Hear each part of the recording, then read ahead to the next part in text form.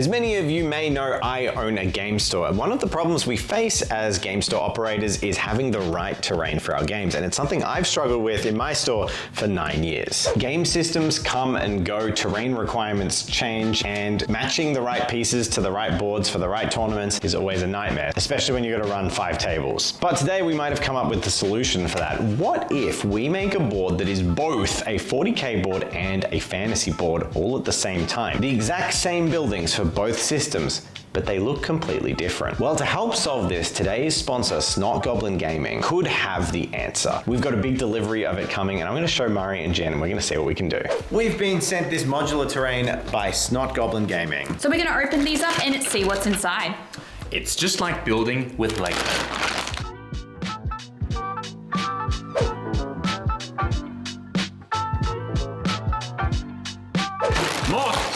More bags. More! Oh no, that was my Kylo Ren when he's shooting Luke Skywalker.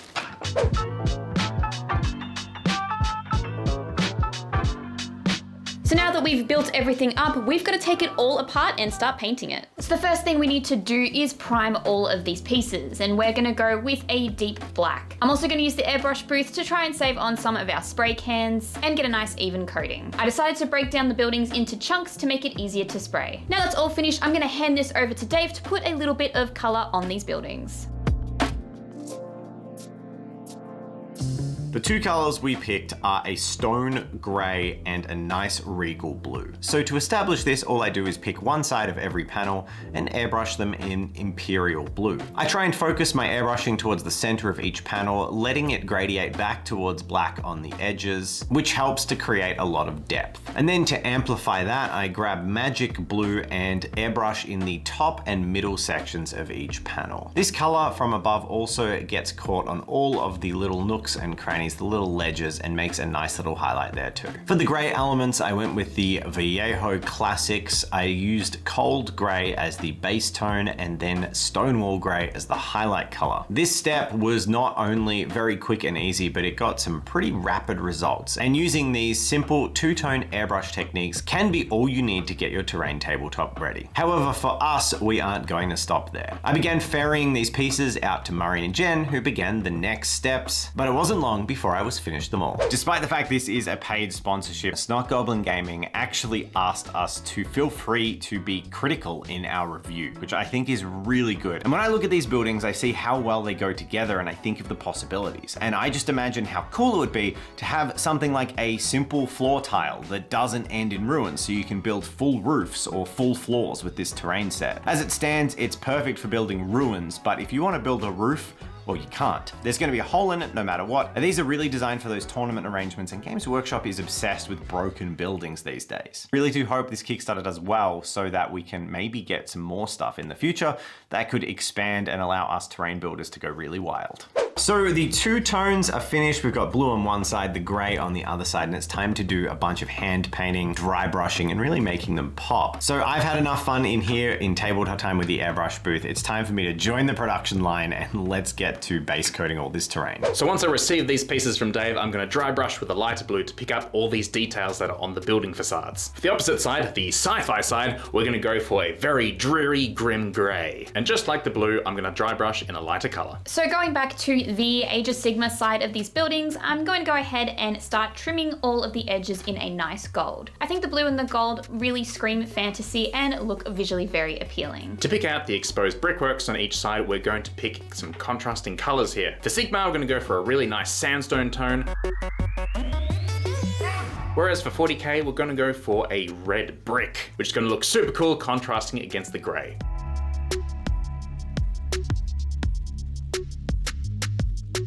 In the last 24 hours, nature has thrown everything at the people of Victoria. It began yesterday afternoon when a freak storm rolled in, bringing torrential rain, damaging winds and hail, cutting electricity to 529,000 homes and businesses. So as you can see, the power's gone out and we don't have time to mess about, but thankfully these Neowell lights are battery powered, so ta-da!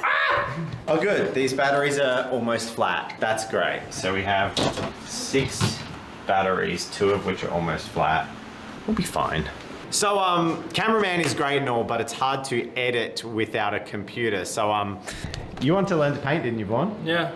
Grab a chair. All right, so this is the simplest introduction to painting ever. So all we're doing is inside these like brickwork in here and basically just like painting in there. And it can be a little bit rough.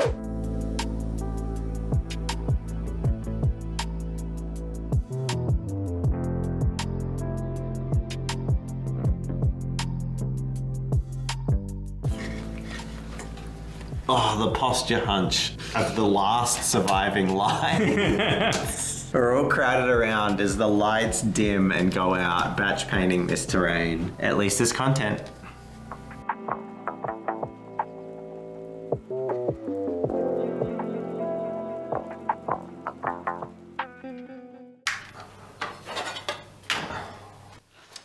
So it's the next day. We have electricity again, which is good. But what I don't have is help.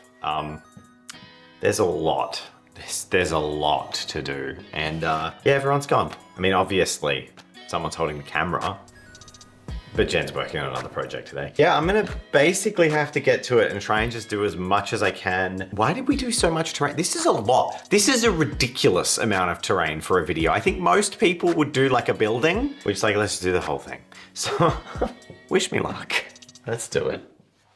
So picking up from where we left off yesterday, I had a few little color tests to do. And one of them was what color I would be painting the inside of the sort of brass reliefs on the 40K side. And I decided for Scale 75's Decayed Metal. I don't want to go too bright or fancy with the gold. I can use that for the Age of Sigmar board. So I've gone for a far more dull color here. I was also umming and ahhing about what to do these trim sections. I was thinking of introducing a color, but I realized that the spot color of the brickwork was so good and added so much life to the drab industrial aesthetic that I didn't want to make it overly colorful. So I decided to just go for a bright gray, highlighting all these sections and just making everything else stand out more. Usually I find these modular sets are too much effort to really be worth breaking down. These are actually a breeze. And while personally I could see myself gluing together sort of small segments rather than keeping each individual piece of this terrain separate, I can see how many hobbyists would completely break down their terrain sets and rearrange them later. Given that this is one of the big selling points of the product, I'm happy to say that Not Goblin Gaming have got this right, and it works really well. So one of the last parts that hadn't been painted before Murray and Jen headed off was the coverings of the windows on the fantasy side. And for this, I wanted to make a nice bit of variance and make it look different from the brass I was painting on the 40K side. So instead, I used a silver paint and some green and sepia washes to create some cool verdigris and colored patina on this metal that I think really adds a spot of interest without distracting from the rest of the model. With some of these panels painted, I wanted to get a vision for what the next step would look like. There's still heaps of batch painting left to do, but I'm kind of taking one piece a few more steps forward so I know what I'm doing. So you'll be seeing what I do on one piece, but then I'm going to spend a bunch of time off camera painting up a lot of terrain. So what I've done is I've pulled off the wall tiles and I'm going to give a quick spritz of black and respray these columns, and then give a dry brush that can work for both different color palettes. I'm thinking a sort of browny gray, but yeah, first is the spray paint. Now to make the floors nice and uniform for both fantasy and sci-fi, I'm going for a neutral color, which is brown. And to get that, I mix heavy charcoal with burnt sienna by Viejo. I do this in a 50-50 mix and then heavily dry brush on. Once that is dry, I can focus the heavy sienna in a separate dry brush just to those raised surfaces. And this neutral brown works really well on both settings as it's pretty flat, it's pretty earthy, and it's perfectly multi-purpose. For the pillars, to sell them and to help them join on each of the themes, we just continue the color of trim. So the fantasy gets gold trim and the sci-fi side gets that white Stonewall Grey trim, so that when the pieces are slotted in, they perfectly match. Are you tired of resin terrain kits that break, or Games Workshop packs that are so expensive you could buy an entire army to furnish a quarter of a table? Well, that ends now because our sponsor, Not Goblin Gaming, has come up with an absolutely awesome new Kickstarter for this high detail injection molded plastic terrain. It's fully modular, it snaps together a breeze, and as they say, it really is like Lego for your tabletop gaming. Some of my personal favorite features of this product is how sturdy it is. I've played with a lot of modular terrain and almost always it's cumbersome to remove or put back together, but this is super easy, going together like a breeze and staying together when you need it to. The full table set available in the Kickstarter contains 500 components and is enough to furnish an entire tournament standard gaming table. In fact, it has been designed with the current tournament requirements for terrain for Warhammer 40k in mind. But the wildest thing about all of this is the price. With the Kickstarter providing $100 off the retail price, putting the full terrain set at $199, which, as all of you will immediately know, is so much cheaper than you can get any equivalent terrain anywhere else. But you can get a half table, which is about equivalent to what we've built today, and that will only set you back $99. So if you'd like to get in on this terrain Kickstarter and get the last set of gaming terrain you'll ever need, go to the link in our description and go show some support to Snot Goblin Gaming. They're a small company providing amazing gaming solutions for everyone, and we really liked what they've done. So we've got some finished sections of the building, and here is the part where we get to have some fun. Because of course, well, we've currently just got a building that's painted blue on the inside and gray on the outside, or blue on the outside and gray on the inside. And that's not really 40k or fantasy, and the way we're going to achieve this is by having a few little add-ons, a tiny amount of greebling that is going to carry the load of selling each setting. And the way to make this truly modular is to use magnets. So I'm going to start with Old World or Age of Sigmar, kind of interchangeably, by grabbing some fantasy bits from some kits that we have lying around, such as the Old World Bretonian box and some Stormcast Eternals. So I'm going to see what I can rummage through and find, and then pick out some choice bits and start painting them. So I settled into making all of the little decorative parts that would make half of our building feel very medieval. This is where it really pays to have a bunch of cool kits on hand. And we of course had the Old World Bretonian starter box. In particular, I eyed off a selection of shields of different shapes and sizes, a nice cavalry banner, and some of the cool ground scatter the peasants have, such as these glowing warm braziers. I also found a Stormcast Eternal sprue and took one of their shields as well. When it came to painting each of these components, it's a little bit different than painting armies. I'm not trying to paint one cohesive pattern or heraldry across a force, as it's a little bit game agnostic. It's not meant to fit in a particular world, but could just represent that feeling of medieval fantasy. So with this in mind, I picked a bunch of different heraldic patterns and randomly chose some colors.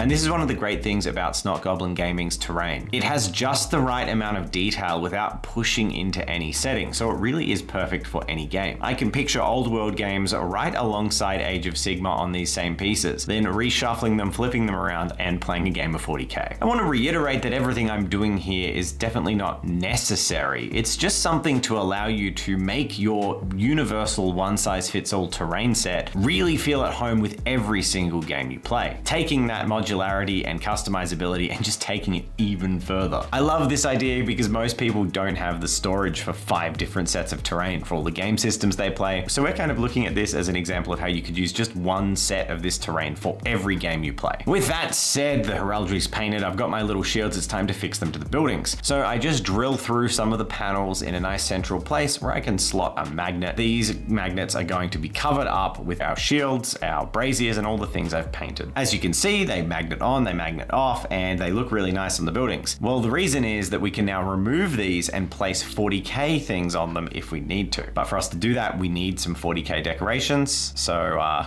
yeah, it's time to make them. But first, it's Friday and it's a Christmas miracle in February. And it's in red like Santa.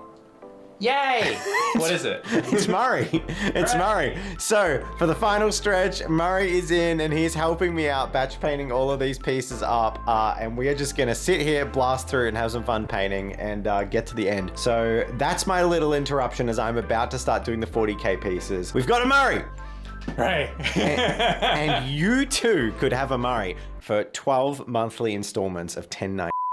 So full disclosure, we're not going to be making an entire board's worth of these little greebles, just enough to show an example. And some of the choice pieces I have selected show off the advantages to keeping bits lying around the studio. I will say side cladding pieces are very rare for 40k, whereas it's a lot easier for fantasy where we can grab shields and banners. Some vehicle upgrade sprues could be a really good place to find bits. As it was, we grabbed a selection of cables and wires and some strange panels. Many of them we can't even trace where they came from. We couldn't resist one shield, and it had to be one of the prototype Space Bears shields, just to put the Space Bears on this terrain forever. With those picked, I could spray them black and set to painting. Try and get an interesting shot and the wind just whips paint into your face.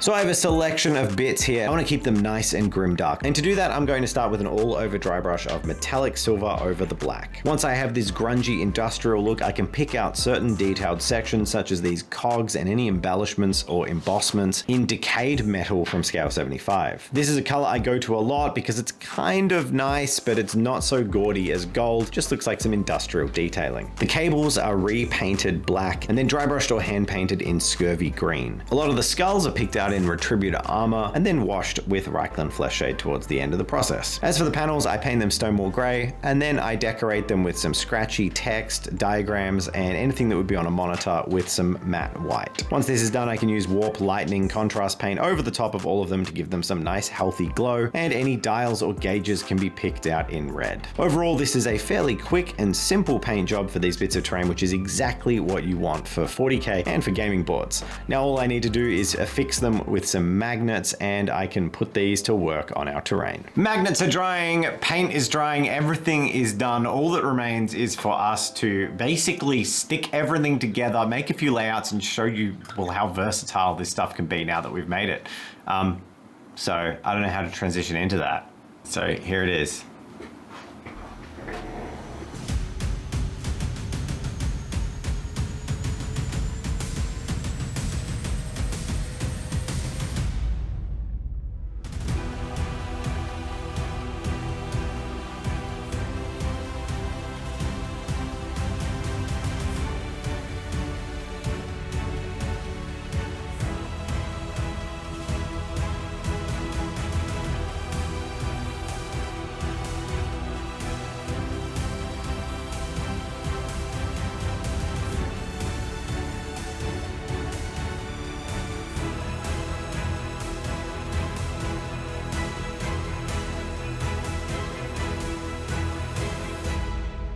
I'd like to take this moment during the reveals of this wonderful building to thank you all, the patrons who keep the lights on around here and keep us in a job. If it wasn't for you, we would not be able to weather the winter months and do this as a career. So we really are grateful and we love having you all on board. If you'd like to sign up and help support the content that we create, see weekly behind the scenes videos, as well as join our monthly mini review, Patreon is the place to do it, and the links for that are down in the description. Thank you again, everyone, and enjoy. Ta-da! A thing. We have built it. It's really cool. I like it a lot. I want to take it to my shop, pull it apart and build 5 different buildings and cover a whole gaming board. So yeah, that's kind of working as described. It's actually probably the most like visually appealing to like pieces of terrain I've seen in a very long time. Like the fact that it's just so visually distinct between the fantasy side and the sci-fi side is really, really cool. One thing I definitely love about the terrain now that we've done it all is that it is that step. It's that step less cluttered than a lot of 40k terrain, and it's just as detailed, but they've used textures rather than like extra bits to make all of the material look detailed, which works really well for me. Whereas, you know, I hate having to paint like 30 fans and cables and lights and all these different elements, whereas this just is nice, simple, easy, looks good, and yeah, it goes together well.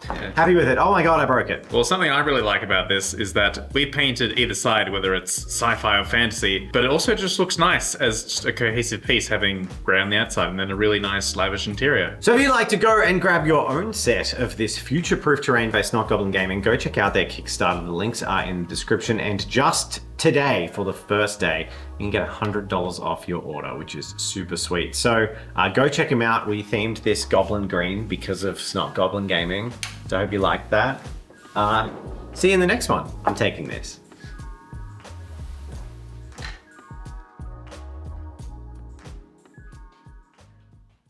Just waiting for it all to, all the bottom of it to fall wouldn't fall out. down, mate. It's well Too made. strong. Look, it's well made. We don't, it doesn't fall apart.